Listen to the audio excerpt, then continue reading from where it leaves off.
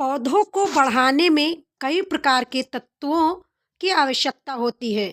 पौधों के विकास अच्छी वृद्धि के लिए किन किन पोषक तत्वों का होना अनिवार्य होता है, जिससे पौधे अच्छे से ग्रोथ कर सकें, ढेर सारे फूल कलियां बना सकें और अपना विकास कर सकें। Welcome you to my channel Lakshya garden में आपका फिर से एक बार स्वागत है। पहले हम बात कर लेते हैं पौधों में आवश्यक पोषक तत्व क्या होना चाहिए और उनके कार्य क्या होते हैं।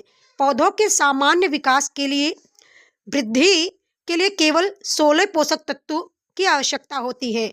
इसमें से किसी एक पोषक तत्व की अगर कमी हो जाती है तो फूल में बढ़ोतरी नहीं हो पाती है, ढेर सारी कलियां नहीं बन पाती हैं, पौधे की जो वृद्धि होती है रुक जाती है। कार्बन, हाइड्रोजन व ऑक्सीजन पौधे हवा एवं जल से प्राप्त करते हैं, तभी तो हमारा पौधा विकास करता है। नाइट्रोजन की अगर कमी हो जाए पौधों में तब भी पौधे का विकास जो है रुक जाता है।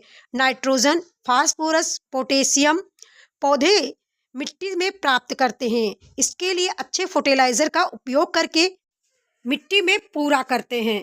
साथ ही कैल्शियम, मैग्नीशियम, गंधक पौधे बहुत कम मात्रा में ग्रहण करते हैं, इसीलिए इन्हें द्वितीय पोषक तत्व कहते हैं। साथ ही पौधों को लोहा, मैग्नीज, जस्ता, तांबा, बोरान जैसे कई पोषक तत्व चाहिए जिससे पौधे की अच्छी ग्रोथ हो सके। इन्हें सूक्ष्म पोषक तत्व कहते हैं। पौधों में कुल 16 पोषक तत्वों की आवश्यकता होती है। अगर इनमें से किसी भी एक पोषक तत्व की कमी हो जाती है तो पैदावार कम हो जाती है, जैसे फलियां कम बनना, फूल कम आना, कलियां कम बनना। अगर आपको पौधे लगाने का शौक है, गार्डनिंग का शौक है, गार्डन में नए नए पौधे लगाते हैं, पौधे को हरा भरा रखने के लिए अलग अलग तरह का फर्टिलाइजर का इस्तेमाल करते हैं, इसके साथ ही वह अपने पौधों की ग्रोथ के लिए अक्सर ऐसे घरेलू चीज़ों के बारे में जानने की कोशिश करते हैं जो अनेक प्रकार से प्लांट में बेहतर हो। ऐसे में आज हम आपको एक ऐसी चीज़ बारे में बताने वाले हैं जिसकी मदद से आप अपने पौधों को रोग मुक्त कर सकते हैं। पौधा हरा भरा हो सकता है, पौधे की विकास भी अच्छी हो सकती है, ढेर सारे कलियां फूल आने लगेंगे।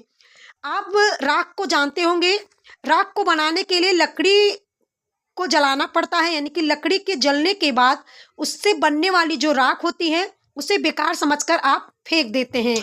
लेकिन क्या आपको पता है जब आप इसका इस्तेमाल पौधे के लिए करते हैं तो इससे कितना अच्छा रिजल्ट मिलता है, शायद आपको नहीं पता।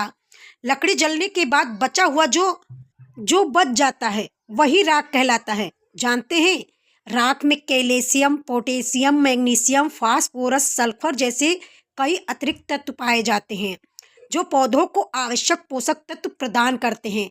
साथ ही ये कीड़े को भी खत्म करता है। पौधे में जो कीड़े लग जाते हैं खत्म करने के लिए राख का इस्तेमाल आप कर सकते हैं।